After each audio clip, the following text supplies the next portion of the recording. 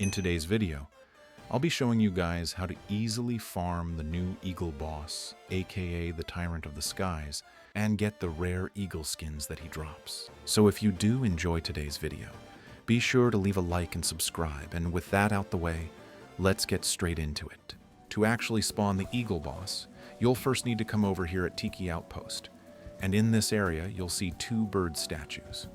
You'll need to light up both eyes on both statues, and to do that, all you gotta do is kill NPCs at Tiki Outpost. The amount of kills you need to light up one eye is currently unknown, but if I had to guess, it would be somewhere around 100, meaning, in total, you would need around 400 kills to light up all four eyes.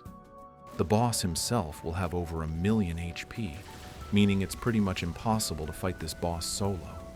On top of that, the boss uses the eagle fruit, obviously, and he'll be flying around the entire time, and he deals a lot of damage.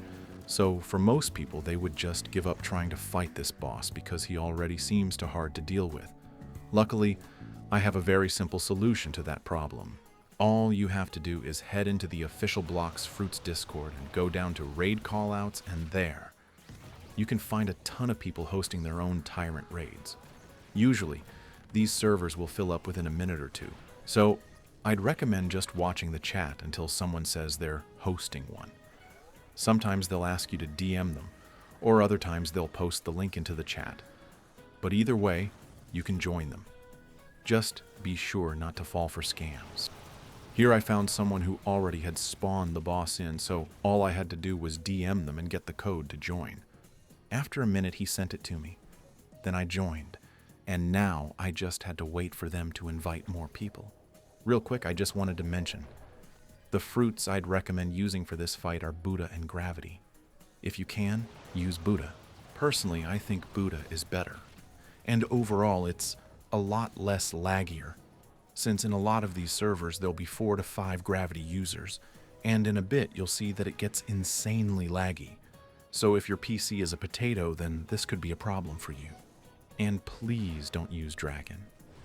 That's even worse than Buddha and Gravity combined in terms of lag. And overall, it's honestly worse than Buddha in terms of damage. I don't know if it's worse than Gravity, but just don't use Dragon if you can. Anyways, I'm gonna speed up this fight so you can see how it goes. With a bunch of people, the fight is really easy. I like to think of this boss like the Cake Prince. But instead of having to take 20 minutes just to spawn it, and another 15 just to defeat it, this boss only takes a few minutes to spawn and defeat. Plus, it gives more fragments and levels than the Cake Prince. So pretty much this boss is just a better version of the Cake Prince for grinding. In the end here, you can see we finally beat him. And I got some crafting materials which are used in upgrading the new fruits, but I also earned some levels and fragments. Sometimes, you'll also get an eagle skin recipe, but those are somewhat rare. Here's a clip of me in another server where I'm helping defeat the enemies to spawn in the boss. Usually what I do is, when we need to still spawn in the boss, I equip Dragon and head over to this spot here, then spam my C and charged Z move while transformed. These two moves combined deal a ton of damage to all the NPCs in the area, and it's a really good way to spawn the boss quickly if you have Dragon. Of course, another good one is Quake, which has the Seaquake move that can kill all the NPCs on the island. On average, I'd say it takes around 7 to 10 minutes to actually spawn in the boss, and around another 7 minutes to actually defeat the boss. Of course, that can change depending on many factors, but you should be able to spawn and defeat the boss within around 25 minutes, which is actually pretty good, especially since you need to defeat him at least 2 or 3 times for all the new upgrades. As always, this fight was very chaotic, with random explosions and meteors flying all over the place, but overall it should be pretty easy. At least for me it was.